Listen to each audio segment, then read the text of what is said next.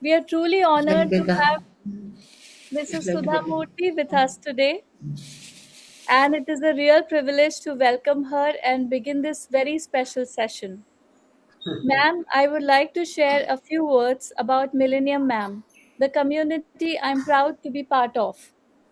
Founded as a non for profit organization in Kolkata in 1993 by our visionaries, Mr. Vishnu Dhanuka and Mr. Sanjay Bhavania, Millennium Ma'am began with a clear and thoughtful purpose to help women understand finance, investments, and business with confidence and clarity.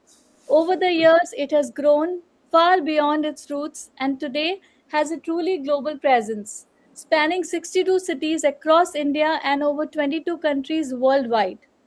What started as a Kolkata based initiative has evolved into a vibrant platform for learning, exchange, and growth for women from diverse walks of life. What makes Millennium Ma'am truly special is that it goes beyond financial literacy alone.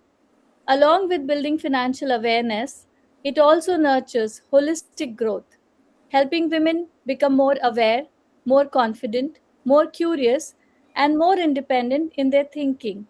Our curriculum focuses on understanding company financials, participating in AGMs, engaging with expert speakers, and learning through factory visits, which are an integral part of this journey. Our investment philosophy is inspired by Warren Buffett, and in 2019, we proudly represented India at the Berkshire Hathaway AGM in Omaha, USA, as the country's largest women investors group, a proud milestone in our journey. Millennium Mams, it is now my absolute honor to introduce someone who needs no introduction and yet deserves the most heartfelt one. Mrs. Sudha Murty, Padma Bhushan awardee, founder of Infosys Foundation, chairperson of the Murthy's Trust, philanthropist, renowned author, and member of the Rajya Sabha, is admired by millions for her simplicity, compassion, and extraordinary life of service. Mrs. Sudha Murthy's life and journey have inspired millions, especially women, through her quiet strength, dignity, and purpose with which she has lived and worked. Born in Shiggaon in North Karnataka, Sudha Ma'am secured first rank and a gold medal in engineering. Later completed her masters in computer science from the Indian Institute of Science, Bengaluru, and became the first women engineer hired at Telco, now Tata Motors. Her unwavering support, clarity of thought, and sharp acumen played an important role in the early journeys of Infosys in 1981. Later, her deep empathy, strong values, and commitment to service led to the establishment of the Infosys Foundation in 1996. Over the years, under Sudha Ma'am's leadership, the the foundation's work in education, healthcare, women empowerment, art and culture, and sanitation has touched countless lives across India. As a renowned author, Sudha Ma'am has touched millions of hearts through her writing with warmth, wisdom, and a deep connection to our culture and values. On behalf of Millennium Ma'am, a very warm and respectful welcome to you, ma'am. Ma'am, may I now invite you to address us? It will be followed by a Q&A session moderated by our Global President, Ms. Meghna Bajoria. good afternoon to everyone. I have given odd time because I don't have any other slot vacant. This was the only slot I could adjust. Uh, I feel I should learn from you because I always joke with my husband that, poor chap, he works hard and makes money and I spend it because I'm not good at financials. It's a joke apart. I always believe, when people work together for a good cause, it's really important to me. Number one, it keeps them young, it keeps them happy, and a goal-oriented person always brings lot of good things in life. But you people are much more know about finance much more than I know, because I concentrate all my work on something else, which was very dear to my heart. But in my work, I saw a lot of women suffering from following reasons. Number one, I work with women, and definitely I have a great compassion to them, and I know what it is to be a woman in India. But later realized in many countries, women are almost same, except Scandinavian countries where they are physically and mentally equal to men. Most of the countries that is not true, including the height actually. The height is also more or less the same in Scandinavian countries. That is an entirely different module. It is small countries.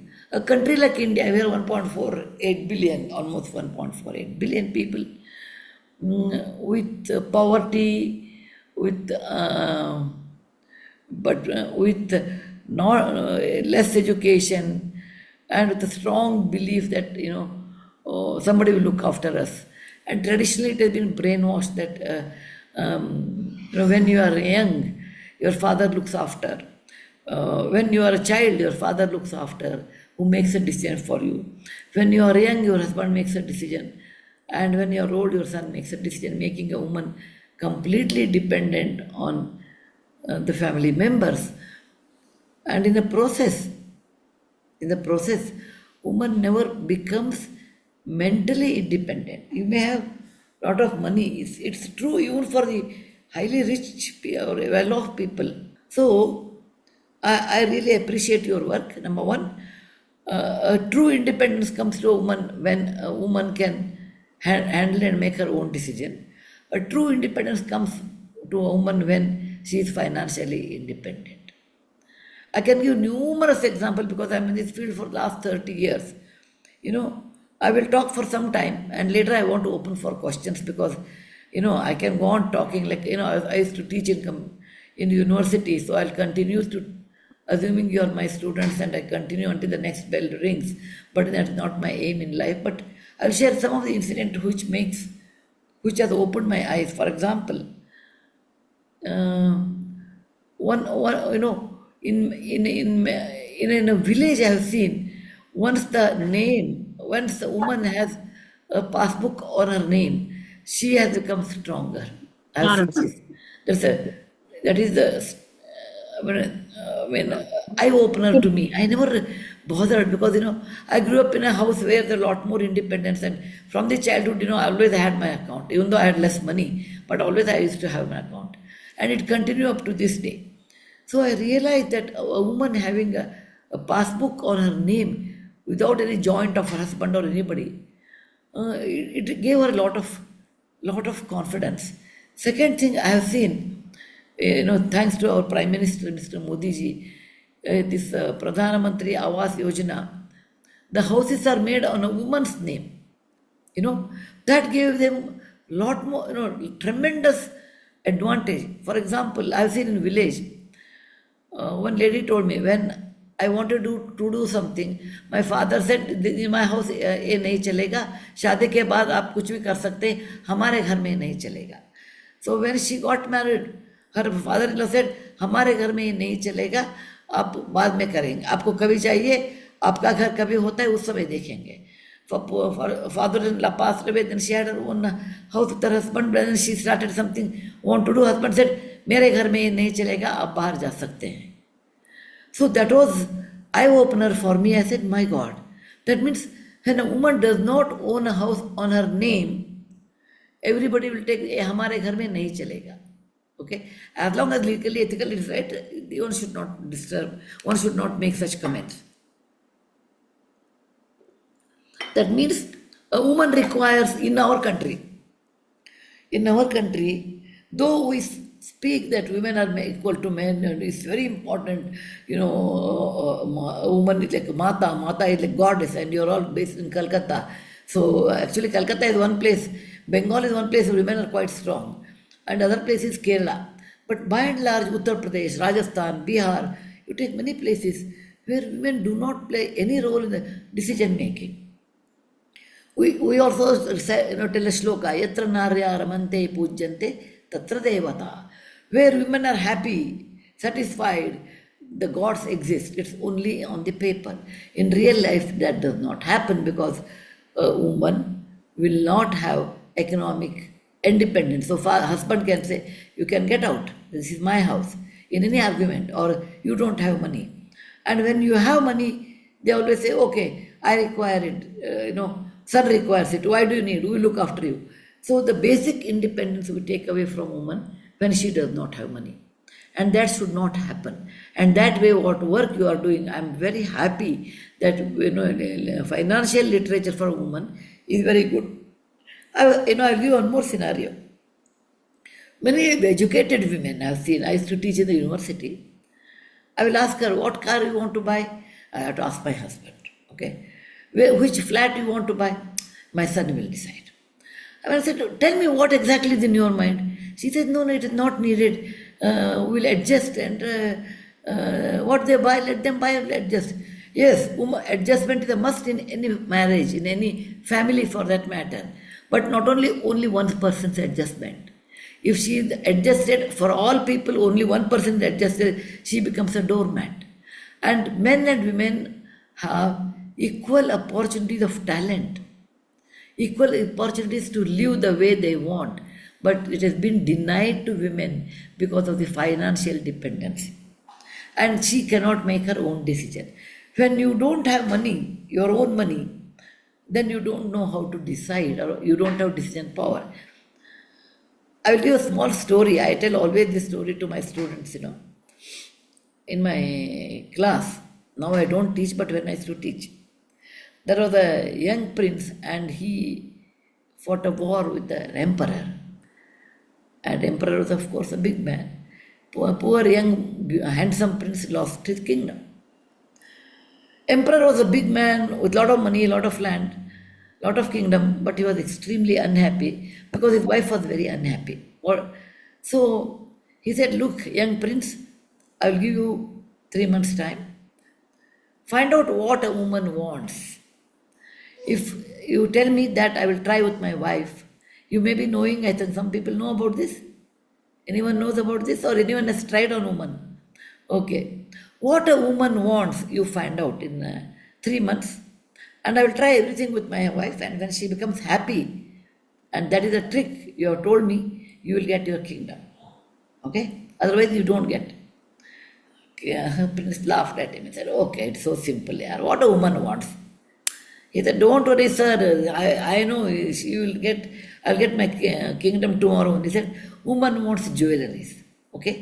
And give her more jewelry, very happy."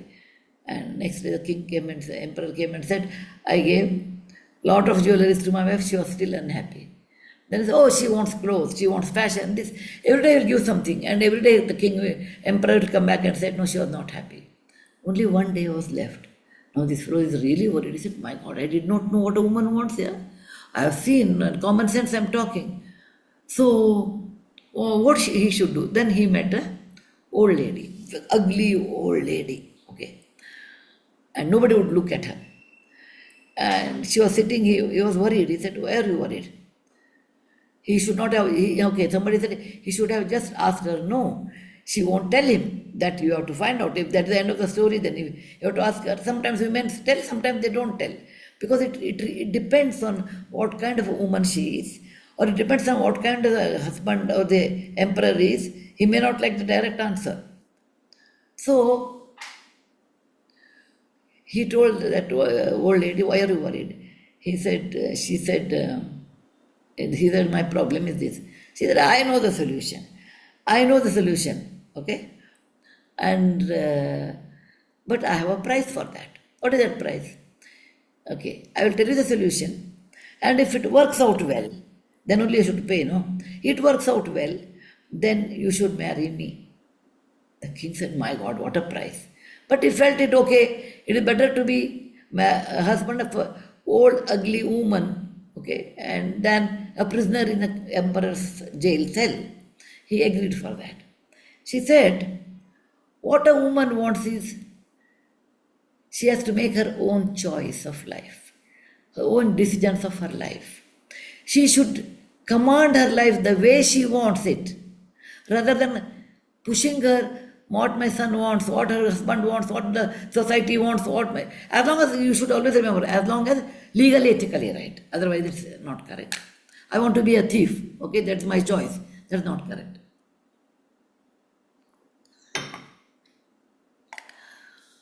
She said, what a decision, she told. I'm sure I'm going to be a slave tomorrow onwards. This old lady, what she talked. He went and told, every woman wants to be in charge of her destiny, her life, or like a captain of her ship, life ship.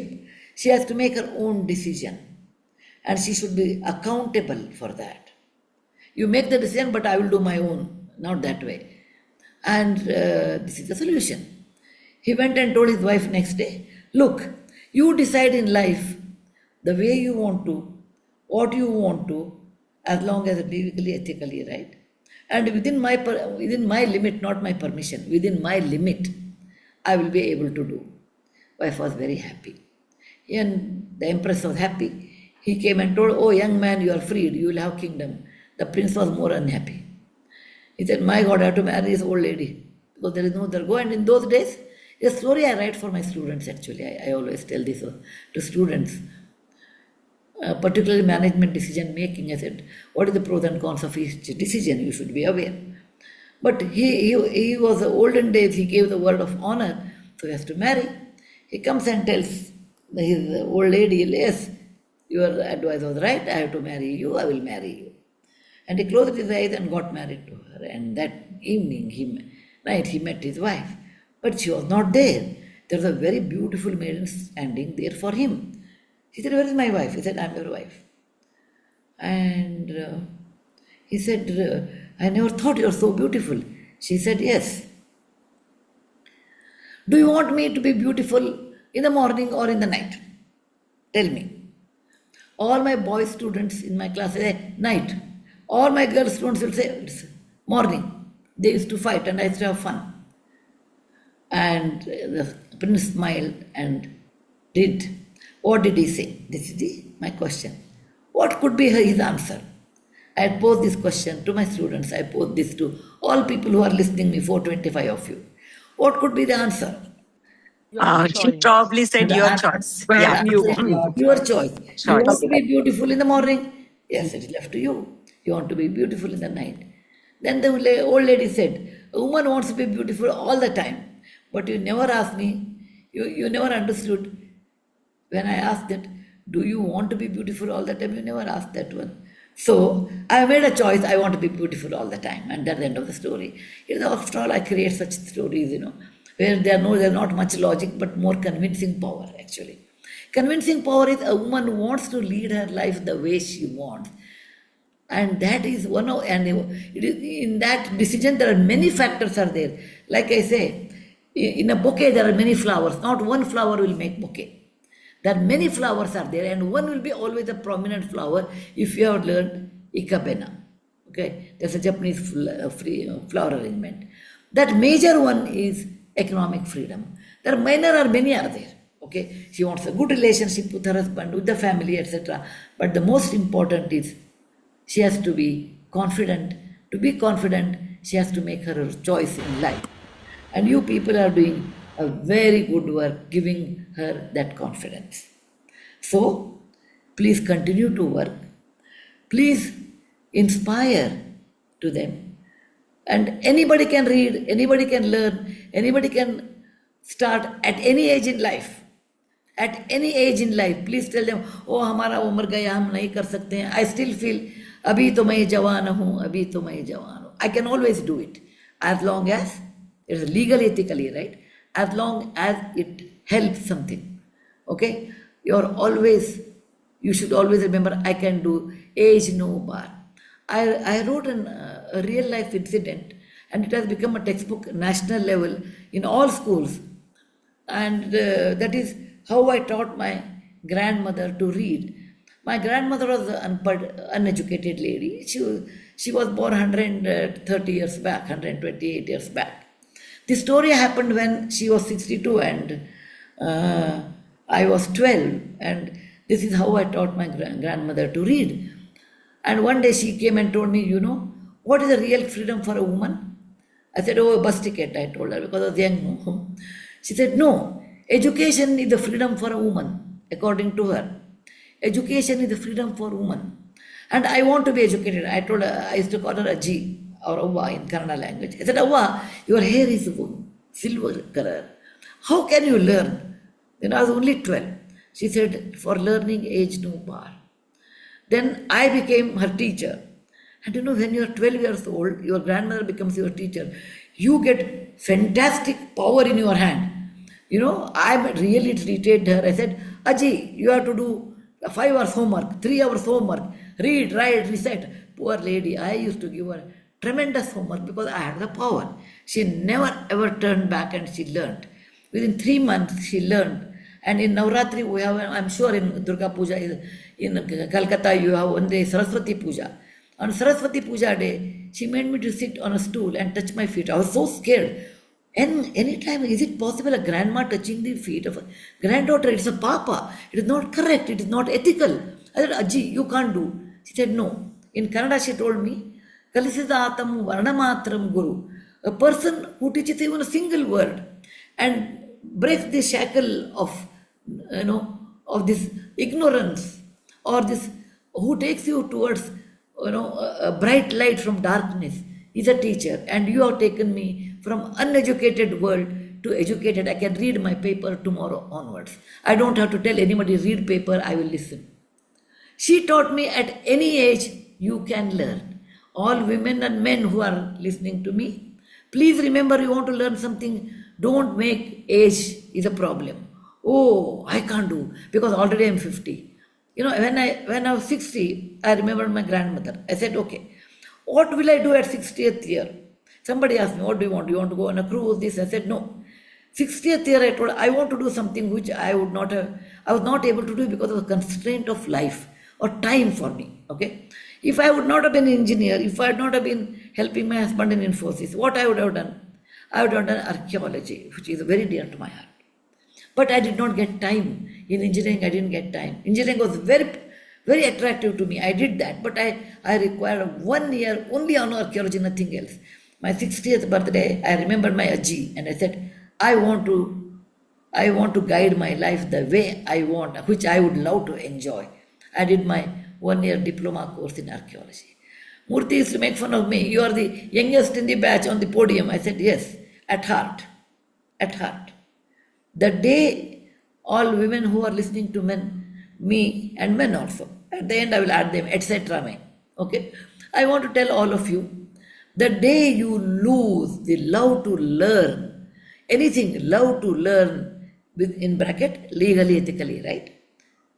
The day you stop learning, you will become old. It is not the grey hair, it is not the chasma, it is not the wrinkles on the face that makes you old. The day you stop learning, that day you are an old person. It can happen at 22. It may not happen at 82. The decision is in your hand.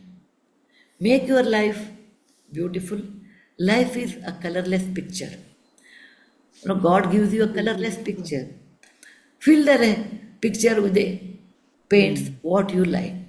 You have the choice of giving grey color, black color, pink color, yellow color, beautiful colors, whatever you want. God gives you a choice. Life is your choice. Don't blame, my son did not allow, my husband did not allow, this fellow did not allow. No, make your decisions, follow patiently, have perseverance. It is not a WhatsApp message. Press a button, you get the reply. It is not artificial AI. It is not a Wikipedia.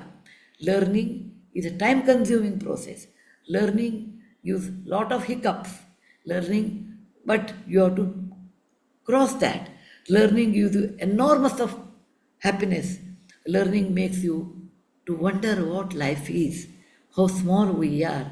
There is an ocean around me. I can take water, what patra or what vessel I take, that much only I can take. You want to take a glass like this, you'll get this much only. You want to take a bucket with you, you take bucket. You want to take probably, a small cup, you get that much only. It is left to you what you want to take. I think I've given you enough sermon. Let us have a good conversation. May I request the following in conversation? Don't go on giving me adjectives and you're done fantastic. None of them. What I have done, what I have liked. God, life gave me an opportunity. I used it 100% to my level best. Whatever opportunity I got it, I have enjoyed it. Number three, I have always done what my heart said, not thinking of what I will get in return, including marrying Narayan Murthy when he was unemployed, including starting Infosys with no money, including making decision I will step down and look after children for 4 years and go back to my work. I will lose my precious working years for 4 to 6 years. This is all my decision which made me happy and it's also made me contented in life. So please ask one person one question.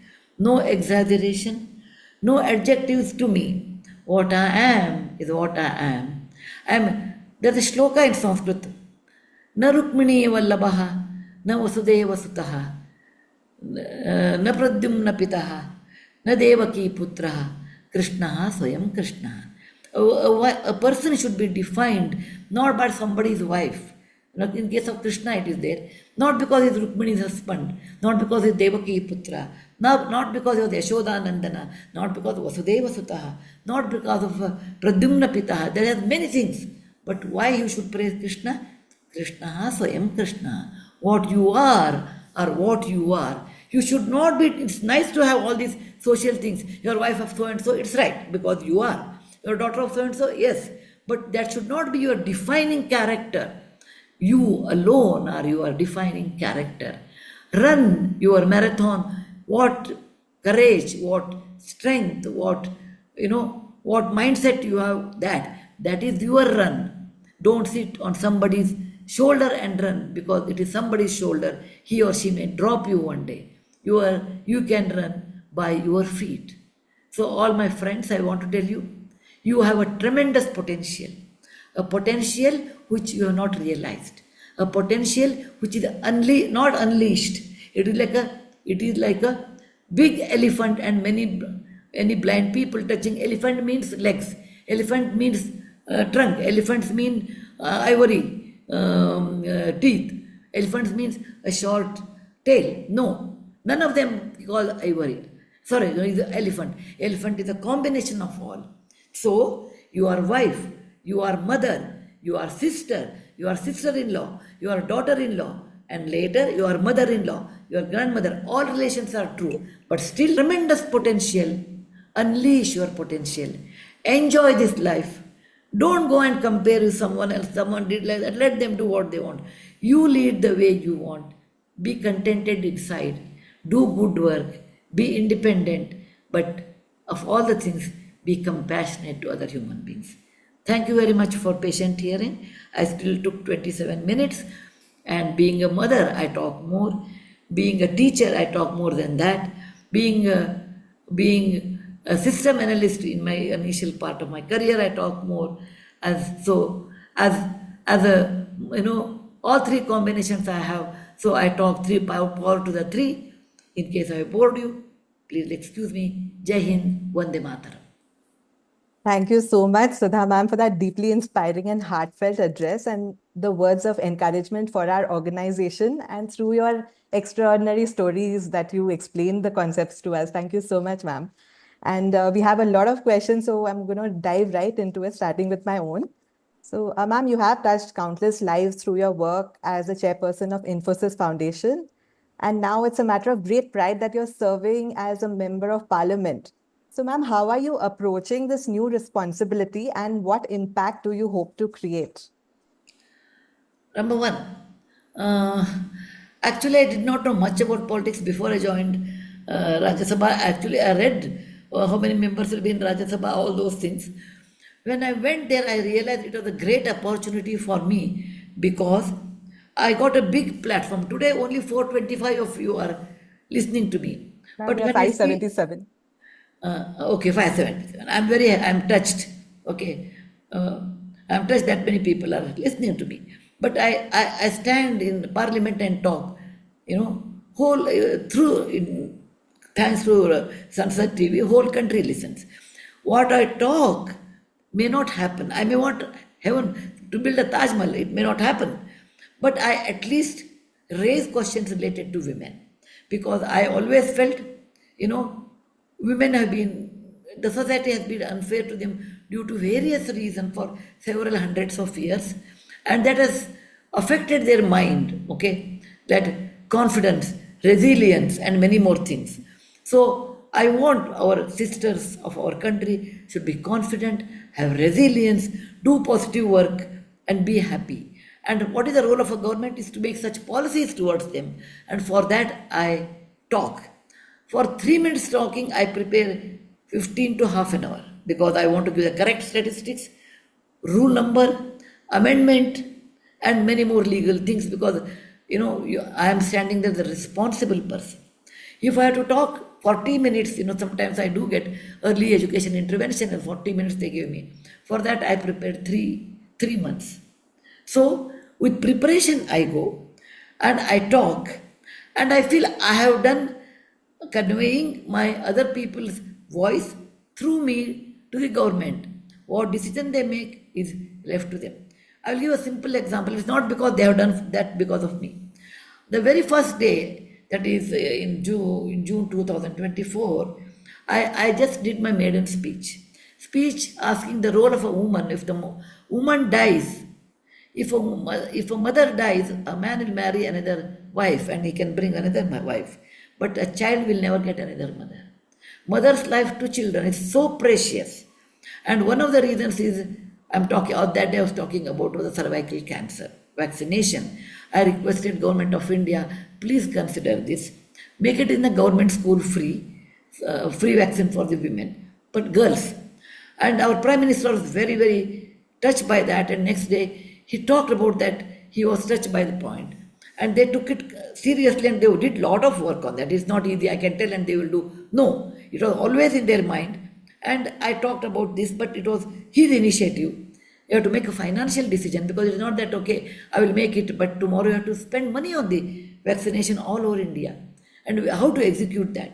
So it was a Prime Minister decision, but I just revoked it, saying that this is the plea of all our sisters, that it should be implemented. If I would have talked hundreds of hours somewhere else, it would not have been that effective.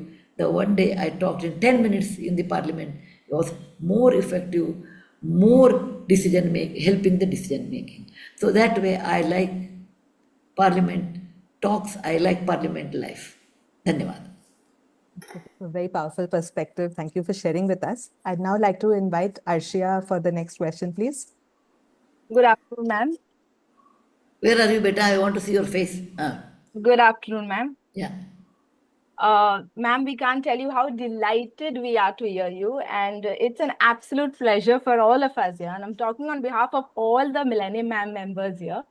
My question to you, ma'am, today is if you have, as in considering the present education system, if you think that you would be able to redesign the education system, what is the first thing that you would want to change today? Government is doing redesigning. Government is doing redesigning. They have taken care of many points, and India is not a country; it's a continent. You should understand. It's a continent. Every 150 kilometers when you travel, things change. So what is valid in Kerala and Bengal is not valid in Uttar Pradesh. What is valid in Rajasthan is not valid in Bihar. So it is not easy to make a samagra syllabus or only one. And any social change, any educational change takes time.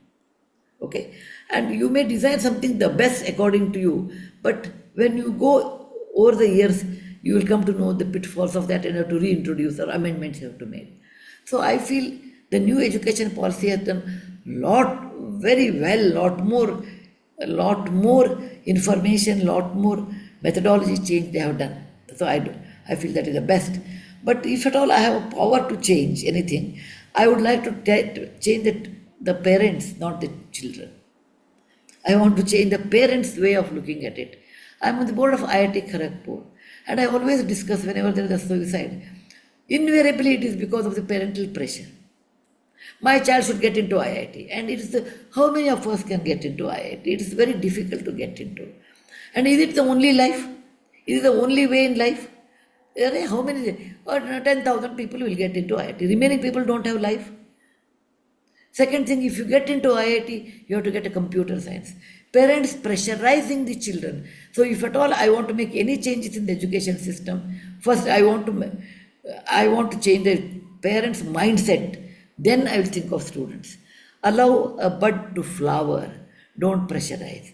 What you could not achieve in your life when you are young, you want to achieve through your children. What a wrong thing to do.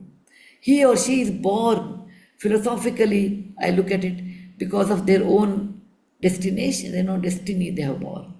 They have to reach their destination. So, allow them to be a part of that journey. Give them courage.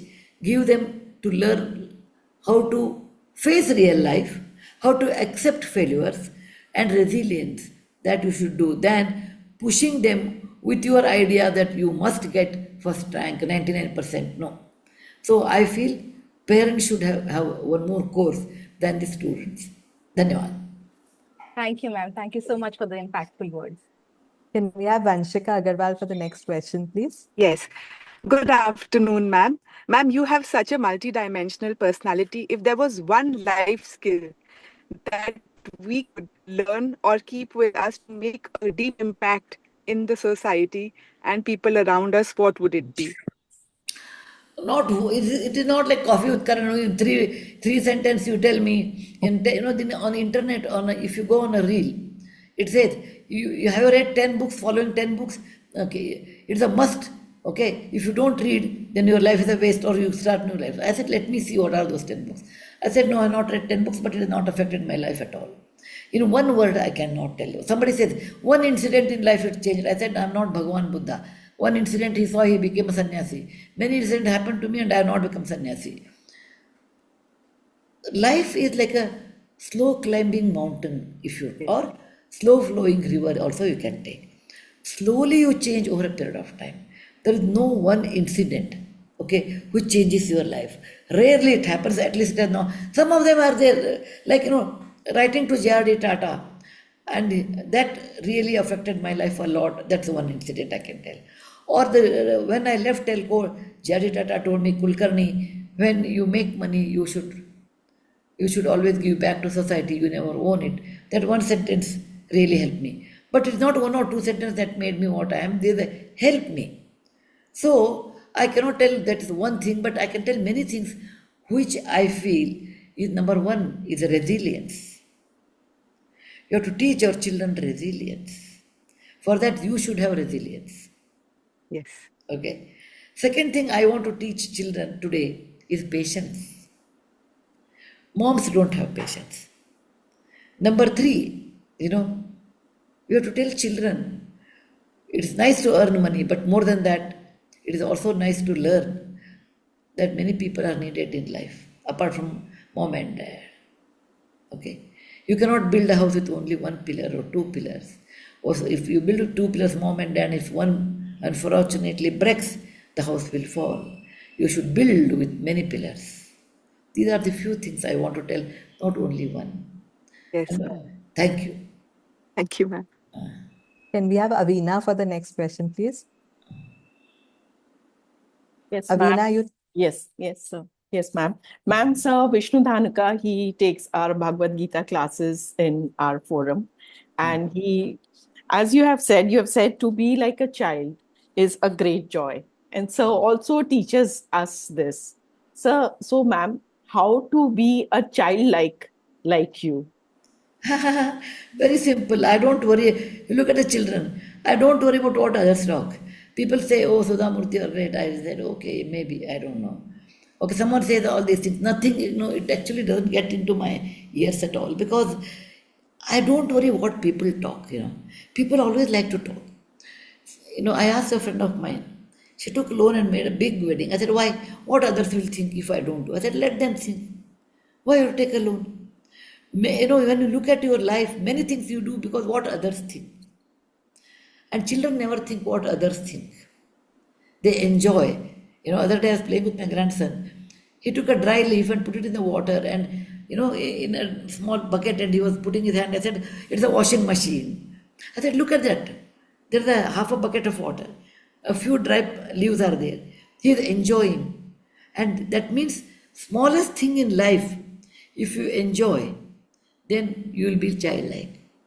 A good rain, makes me happy. When I meet a good person, it makes me happy. No, rather than I got lot of money or lot of praise. No, that doesn't make. I said it comes, it doesn't come also I'm happy. So what I want to tell all of you is, don't do a lot of work which you are doing for others' sake. In the sense, what others feel. If I don't look nice without makeup, what others will feel? They feel you are old. You are old. No, it is not that day by day you become young, you will become old. Accept that. No, you should dress so that others should like. You should make makeup so that others should like. You should spend money so that others should like. No, do it because you like it. And the day you feel, I do it because I enjoy it, do it. Then you will be like childlike mind. Dhanyavad. Thank you so much. Thank you so much, ma'am. Can we have Krishma Shah for the next question, please? Hi, ma'am. Good afternoon. Excellent session. So my question is that with technology and digitalization rapidly changing, how do you think the role of literature would actually and writing be in the future? Many people ask me that question, that somebody with using AI can write a novel the way I write it. Okay, with the same structure also they can write it. No problem. Faster than, better than probably. But without Atma. Okay, writing is nothing, creative is nothing but understanding a human mind. And Yes, no, ma'am. AI is a data-driven machine. If there are 10,000 wrong data, okay, 10,001 will be the same data, because AI is data-driven. Human mind is very complex. Okay, it sometimes it gets scared, sometimes it's happy, sometimes neutral, sometimes unhappy. So creativity in the mind is nothing to do with AI, but AI helps me a lot for research. Okay, research, Right, ma'am. cross references. It saves my time, particularly statistics. I have to find out what happened in 1898. Then I have to refer a book. It takes time. But suppose what happened in 1819 excavation, Pipahara. There's a place Pipahara in UP. Then I have to go and open the book. By the time I open the chapter, the answer will be in a fraction of a second on my console, on my iPad. So it saves you time, but creativity is independent of that. So there are always authors. Before me, many people, many generations, there are always stories. Storytelling is a creativity. Storytelling is there in every country. Storytelling is there from time immemorial, whether there was no computer or computer writing or no computer. Okay, no typewriting machine, nothing. Because it is a human sensitivity which leads to Yes, creativity. ma'am. Absolutely. So AI is essential, but creativity is more essential than that. Dhanyavad. Thank you, ma'am. Thank you. Ma'am, can we have Nidhi Kanoi for the next question, please? Good afternoon, ma'am. My question is, you've written a new book, sorry, regarding the murals in Parliament. How would you think that this would help our future generations to learn about our country, ma'am? Actually, the true incident I wrote. I wrote it because I met a group of students. They came to see the parliament, old parliament. Tumba nearby. Okay. Or you keep it here, I will use it. Full. Okay. What happens, I always believe, and I have tested also with people. History is not a subject of the dead people. It is not the combination of all the digits, like 16. I gave this speech even in Parliament. 1650 Shivaji was born. 1707 Aurangzeb died. 1757 the War of Plassey. 1857 the War of Independence. 1947 India. It is not that. It is more than that. If you want an identity for yourself, you want an identity for yourself, then you should respect that identity. That means you should respect our country. To respect our country, our language, our culture, you should know about your culture. If you do not know, then how can you be proud? That means if we lose a war, then you don't respect. No. Always wars are fought between two kingdoms. Somebody will win, somebody will lose. So I'm not talking about a war or death or the king or the queen. I want to tell, look, here is a piece of land which is called Jambudvipe, Bharatavarshe, Bharatakande, Bharatadeshe, between Indus River and Brahmaputra River, Himalaya and Hindu Mahasagar. Here is a piece of land which is written 5,000 years back. This is a land. This land belongs to us. We are grown here. We have our own history. We have failed sometimes. We have been victorious sometimes. And what contribution we have given to the world. For example, the first democratic nation or the kingdom was given at Vaishali 100 years before Greece. Okay, then Greek history start with democracy, but we are 100 years older than that. We had a great, the history gives you a lot of incident. So unless you know your history, you will not know your roots. When you do not know your roots, you are weak. Yes. Anybody can push you when you will not be a strong tree. To be a strong tree, your root should be deeply embedded inside the culture, your language, your state, your faith, whatever you have. And for that matter, history plays a most significant role, according to me, in one's psyche. So when I talk to children, I said there were 58 paintings and they did not, little bit of they knew, but 90% of them they did not know.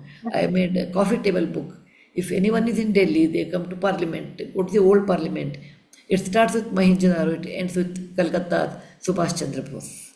So I give 550 words to each painting and made a book. Thank you so much. Thank you. Can we have Hina Parekh for the next question, please? Ma'am, truly feel blessed to have you here, and I think yet lot to learn from you. My simple question is, what is the secret to staying simple while achieving the great success?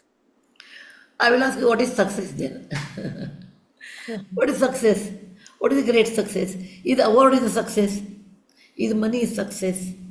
What is success? How you define? These are all philosophical questions. Because, it is not that this is not a platform for me to sell my books. My books are also sold otherwise. Okay. But normally I write my experiences in my book, and that's the reason most people liked. For example, I used to think, I come from a teacher's family. So why this wealth came to me? There are people who are smarter than me, more hardworking than me. But when wealth came to me, I used to ask this question to myself or God, if you want. End of the day, normally I analyze my day on that day, every day. End of the day, I analyze what did I do right thing, what did I do wrong thing. If I have done something wrong today, tomorrow I should not repeat. Okay. So I used to think what I should do with this money. Stay in a 7-star hotel, go and see this and that.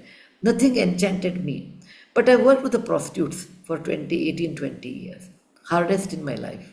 Success rate was very low. They threw chappals at me. They threw tomatoes at me. And what you see me today, I was not like that. I had a bobbed hair. I used to wear a t-shirt and a jeans pant. No Mangal Sutra, nothing. Then they said, who are you? Okay. Then I changed my whole appearance for their sake. Because I wanted they should accept me, then only I can work with them. Right? Not because I like to be like this one. What is the ultimate aim of my life? To talk to them, to know their difficulties and help them to get into main society, okay, main course of life. So I changed my costumes, etc. What you see me like this, put up in the tie your hair, okay, all those things I did. And then it became my nature. I said, okay, let it be, yaar, kuch bhi chalta hai. And then I understood their difficulties. I helped them. My father used to tell me, if you can change 10 of them to main life, I'll be very happy. I gave birth to a daughter who could do such tough work. When he died, I could change only 7. Okay. But over a period of time of 20 years, I could change 3,000 of them. Oh, that's And good. that day, where I get together, that day I realized why this wealth came to me. What was my aim in life?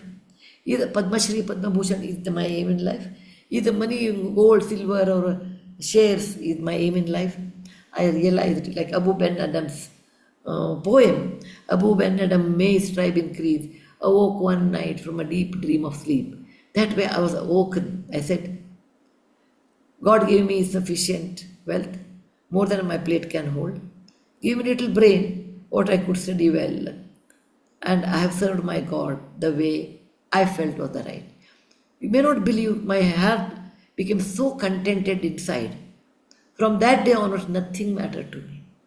Nothing matters to me even today.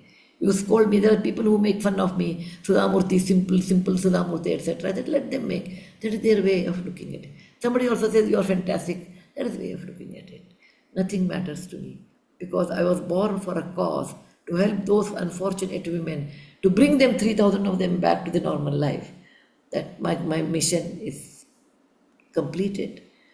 And my wish list is empty. It is like I feel a merry-go-round or a giant wheel with all empty seats. So you have to find out your own passion, work towards that. That's what I did. And that made me very happy. And that's the only way I can tell my secret, nothing else. Thank you, ma'am. An eye-opener message definitely for all of us. Thank you. Ma'am, and your book, 3,000 Stitches on this was really beautiful, ma'am. Thank you for writing. Yeah, I wrote a book, 3,000 Stitches. It is not a platform you should buy and read. I just gave an incident. I also gave one more incident in that. When it comes, I will tell you. When the question comes, if it is needed, then only I will tell you. Chalo, next. Sure, ma'am. Can we have Rachna Prasad for the next question, please? Yes, ma'am, you challenged the corporate gender discrimination back in 1974 while applying for a telco job. And this is a community which my mentors are building of the largest women investor community, ma'am. So I would like you to give us a message for the 577 women present today, the largest investor group of women. I will tell you, that's what I wrote in 3,000 Stitches. One chapter by the name, How to Beat Boys. Okay? Okay. I joined engineering college in 1968. There was not a single girl in the university. And I come from a small town known as Hubli, not Hubli, Hubli in Karnataka. And a very middle class, A woman will be 20 years, she has to be married in my time. Yes. She has to do, if they are highly educated families, she will complete her BA degree in major in Kannada and marry her off. Okay. In such time, I stand up and tell my father, who was a doctor and a professor, I want to do engineering. Okay. People made comments that probably my brain is not working properly. Somebody said, can a man give birth to a baby? No. Similarly, can a woman become an engineer? No. So how anybody can become an engineer?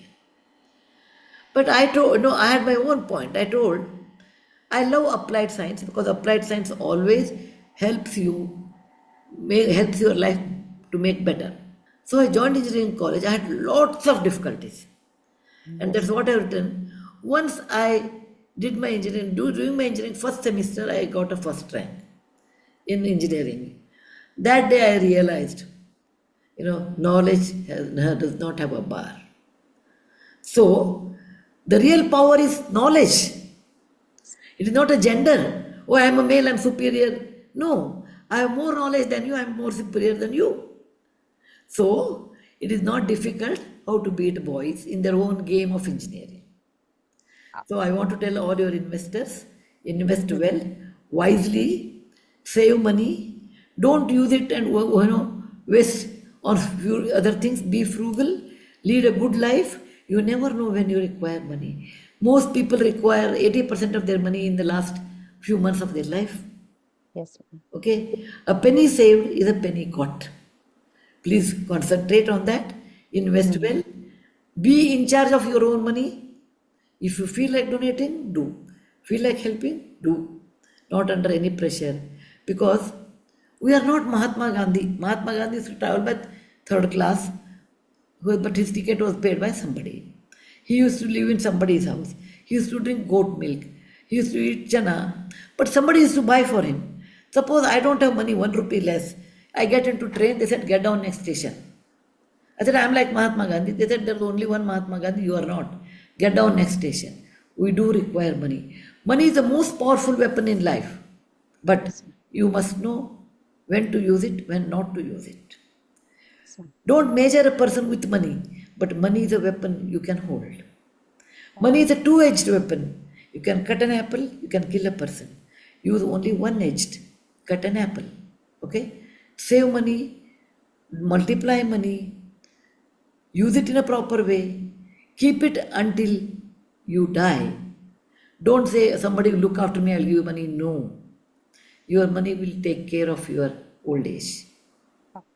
Palayet Panchavarsha, there are all shlokas, oh, this happens, that happens, so everybody. Real life, your money takes care.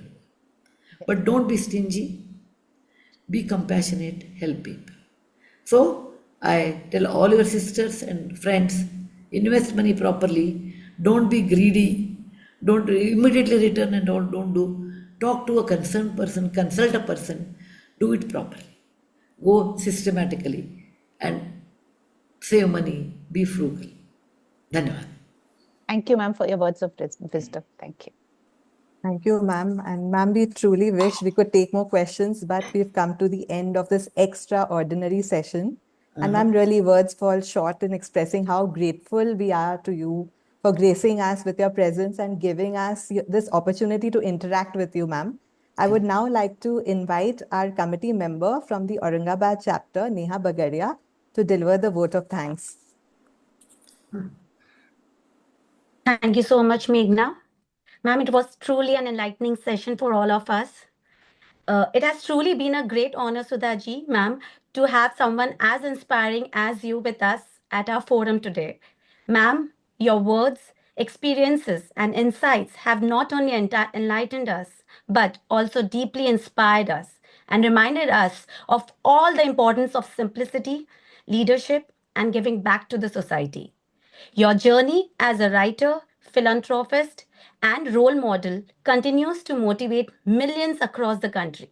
On behalf of everyone present here, I extend our heartfelt gratitude to you for taking the time to share your valuable thoughts and experiences with us.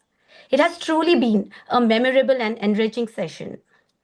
A big thank to both of our mentors, Sir Vishnu Dhanuka sir and Mr. Bhuvania sir, for being our guiding force.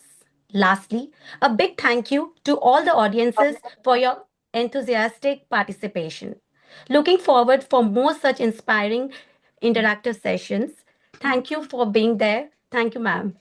Thank you. Thank you. Thank you, madam. Thank you so much, ma'am. Thank you so much. Thanks a lot, ma'am. Thank you, Sudha ma'am. Thank you so much, Thank ma'am. you It so was much. very inspiring. Thank you, ma'am. So Thank you, wonderful. ma'am. Wonderful Thank session. you, Thank you, ma'am. Amazing, Thank you, ma'am. Thank you. Thank you very much. Superb session, ma'am. Thank you. Very inspiring. Thank you so much, ma'am. Big fan Thank of you, your ma'am. You're a ma'am. role model for millions of us.